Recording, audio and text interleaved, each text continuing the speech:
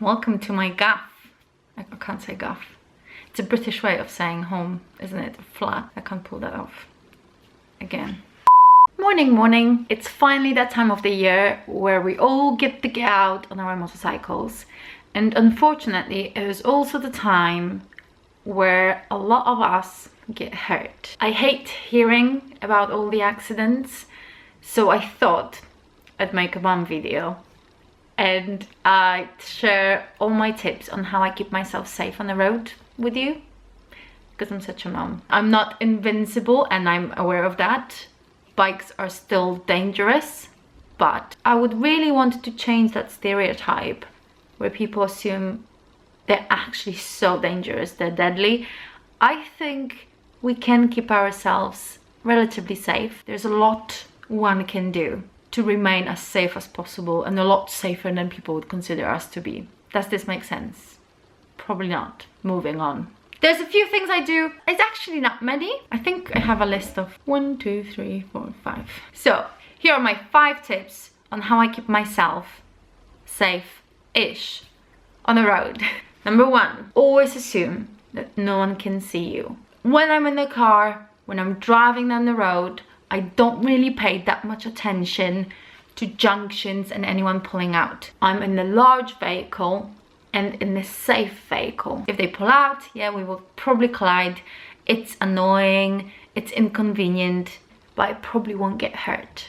When I'm on a motorcycle, anyone who could potentially pull out can also potentially kill me or seriously hurt me.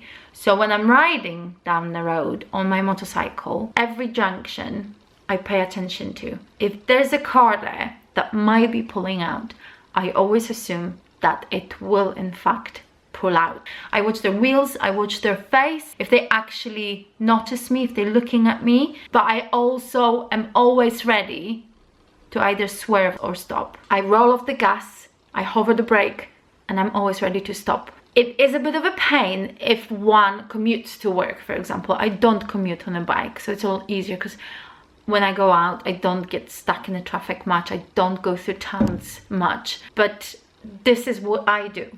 When I'm on the motorway, for example, I never stay next to a car because I assume they cannot see me, and if they decide to change lanes, they will take me out. So I overtake and I get in front of the car. I'm never next to a vehicle, and even mid-overtake I had people swerve or try and change a lane. Make it quick, make the overtake quick and get out of the way. They probably have not noticed you. This leads on to number 2, which is the butterfly theory. Now this is very fascinating and I read about it a long time ago, and I don't know who came up with all this, but I think it is actually genius. The butterfly theory says that something that comes straight at you, your brain chooses to ignore.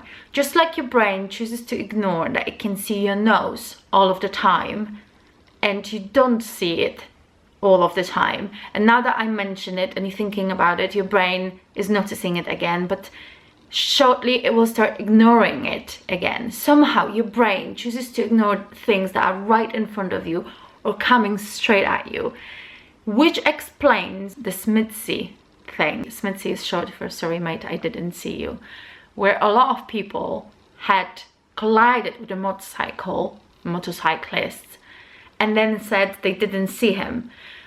Well, this theory explains that maybe their brain chose to ignore a small vehicle, because motorcycle is a lot smaller than car, coming straight at them. So what this theory says is to make yourself visible to someone and make their brain click that you are coming. Act in an erratic way, like a butterfly. This is why it's a butterfly theory. When I'm riding my motorcycle on a main road and I can see a car, maybe pulling out, maybe not, what I do is I swerve left and right. A weave, is that how you would say it? Weave?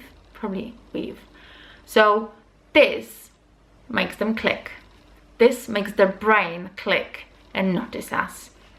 I don't go left and right as in the width of the lane, just a little bit. Maybe it's a useless practice, but I think There's a lot to it. I think it's quite clever. Even if it's useless, it gives me peace of mind knowing that I'm doing everything I can to stay as safe as possible. What the butterfly theory goes with is the rabbit theory. If you scare a rabbit, it will freeze.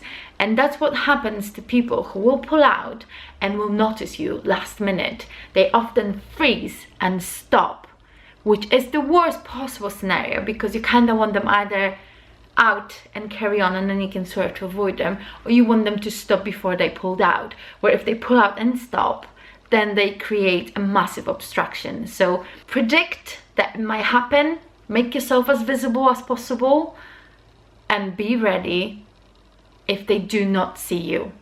Be ready to stop. That's what I do. I'm really trying not to sound patronizing, because I don't want this to come across patronizing on top of very mother-like. So this is what I do. Tip number 3, avoid traffic. It's very easy for me to say because I do not commute on a motorcycle. Sometimes I go to meetings with clients, but it's not that I get on the bike every morning and travel to work in the rush hour. I just usually play on my motorcycle. So if you are like me, I strongly advise to avoid traffic. Go out on a Sunday morning where everyone's still in bed and roads are so quiet. Don't go into big towns and cities. Go to the countryside. I really like those single track roads where the speed limit is 60 and you can hardly ever go that fast because there's a lot of blind corners, but there's never any kids running across the road. There's rarely any junctions, and there's just a lot less traffic there. So avoiding the traffic. The more traffic you have around, the more risk there is of someone not seeing you, not noticing you, taking you out. I genuinely think most of the time we get hurt because of a driver not seeing us. So avoid them. Tip number 4. If you can't avoid traffic, make yourself noisy. It is a bit of a hooligan joke that loud pipes save lives, but I genuinely think that if you're on a noisy motorcycle, people will hear you. Most often than not, people hear me before they see me, and I find this works very well. So I've ridden motorcycles that were quiet and I've ridden noisy ones, and in traffic, I feel a lot safer on a loud one.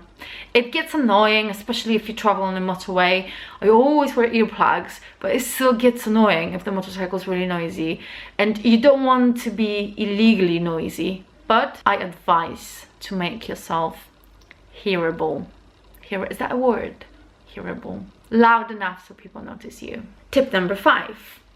It's not always someone else's fault that we crash. Training is what I would definitely advise to anyone who wants to stay safe on the road. And by training, I mean any training. Every bit of training I've done so far has helped me in the other areas of riding. Most importantly, what it will do is it will help you feel more confident on a motorcycle. When you lack confidence, you make mistakes a lot easier. Confident rider is a steady rider, and when you're steady on a motorcycle, you're a lot safer. I strongly advise to do as much training as possible, take in all that knowledge, not from a mate that you went on a ride with. No, pay a professional. I know there are some expensive trainings out there, but you can even go on a bike safe, is it called, with the police? Don't quote me on this, but I think it's either free or it is very affordable. And then you get police officers take you out on a public road. They teach you a lot about road position, and it's just the cheapest training you can access from the people who are there essentially to look after us. So I strongly recommend. And that is it. These are my 5 tips on how I keep myself safe. Mind you, I still haven't done the ride safe. This is one on my to-do list, but I have done a lot of training, and it definitely helped me become a more confident rider. You know, a lack of skills doesn't help. So if you improve your skills, if you work on them, that is always going to help. Whether it's in a safe environment, on the track, or it's a ridiculous school that you think you'll never apply to anything else, like a one-to-one tuition on a pit bike race I've done. All of my tuition I've ever had has always helped me grow as a rider. This sounds so, but you know what I mean. Anyway, these are my tips. I really hope you will find them useful. Stay safe, have fun, but stay safe. Okay, bye. That was like a Hitler goodbye. Anyway, bye.